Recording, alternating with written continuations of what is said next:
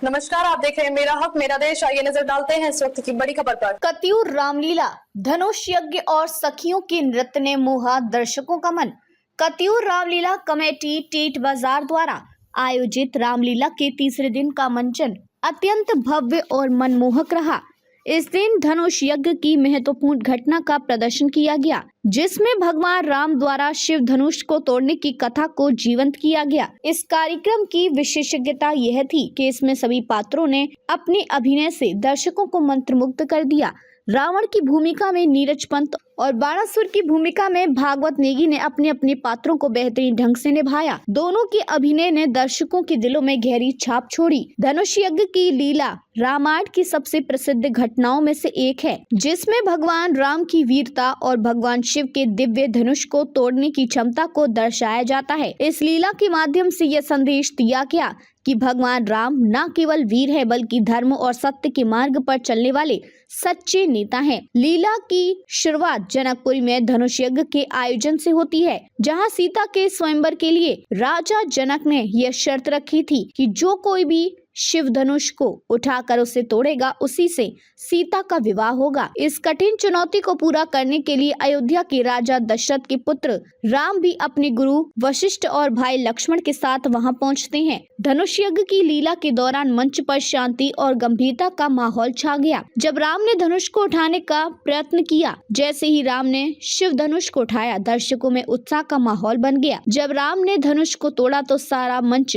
जयकारों से गूंज उठा। ये क्षण रामायण की सबसे महत्वपूर्ण घटनाओं में से एक मानी जाती है और इसे देखने के लिए दर्शक हमेशा उत्साहित रहते हैं। नीरज पंत, जिन्होंने रावण की भूमिका निभाई, अपने संवादों और कड़े अभिनय से सभी का ध्यान खींचा। उनके प्रवेश के साथ ही दर्शकों के मन में एक विशेष प्रकार का उत्साह देखा गया। उनके रावण के रूप में किए गए संवाद, अदायगी और भाव भंगिमा ने साबित किया कि उन्होंने अपने पात्र को पूरी गंभीरता से निभाया। भागवत नेगी, जिन्होंने बाणासुर की भूमिका निभाई, उन्होंने अपने दमदार अभिनय से दर्शकों को चौंका दिया।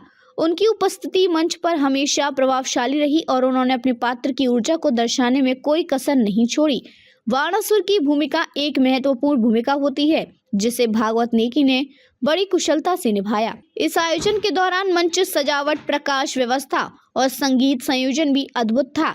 मंच पर धनुष यज्ञ की दृश्यावली को वास्तविकता के करीब दिखाने के लिए कलाकारों और तकनीकी टीम ने काफी मेहनत की थी। साज सज्जा और ध्वनि संयोजन ने मंचन को और भी जीवंत बना दिया। इस मंचन में एक और खूबसूरत दृश्य तब सामने आया जब सीता की सखियों ने मंच पर मनमोहक नृत्य और गीत प्रस्तुत किया। सखियों का यह नृत्य जनकपुरी के उत्सव की खुशियों को दर्शाता था, जिसमें सभी ने रंग बिरंगे परिधानों में सजी सखियों का नृत्य देखकर तालियां बजाईं। उनके मधुर गीत और नृत्य ने पूरे माहौल को और भी जीवंत कर दिया और दर्शक उनकी इस प्रस्तुति से बेहद प्रभावित हुए। कत्यूर रामलीला कमेटी के आयोजन में स्थानीय समुदाय की सहभागिता भी काबिले तारीफ रही। इस आयोजन में न केवल बड़े बुजुर्ग बल्कि युवा और बच्चे भी पूरे उत्साह के साथ शामिल हुए। इस कार्यक्रम से न केवल धार्मिक बल्कि सामाजिक और सांस्कृतिक दृष्टिकोण से भी महत्वपूर्ण होते हैं, जो समाज में एकता और सामंजस्य का संदेश फैलाते हैं। धनुष यज्ञ की लीला न केवल मनोरंजन का साधन थी, बल्कि रामायण के महत्वपूर्ण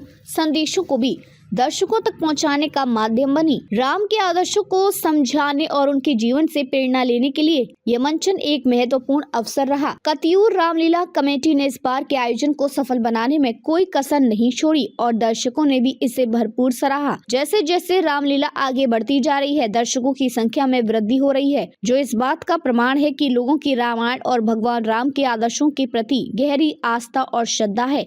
कुल मिलाकर रामलीला का तीसरा दिन ऐतिहासिक रहा और ये सभी के लिए यादगार बन गया।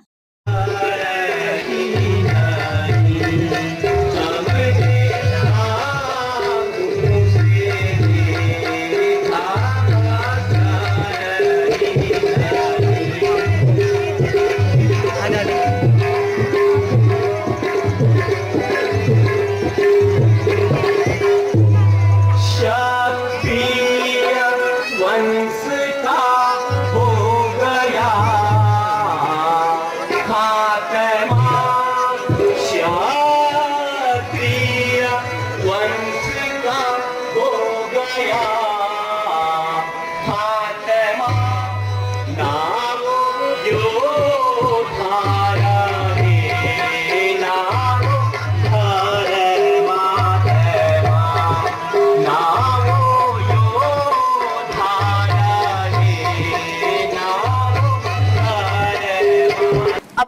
बस इतना ही, फिर होगी आपसे मुलाकात ऐसी एक और बड़ी खबर के साथ। तब तक के लिए नमस्कार और देखते रहिए मेरा हक मेरा देश।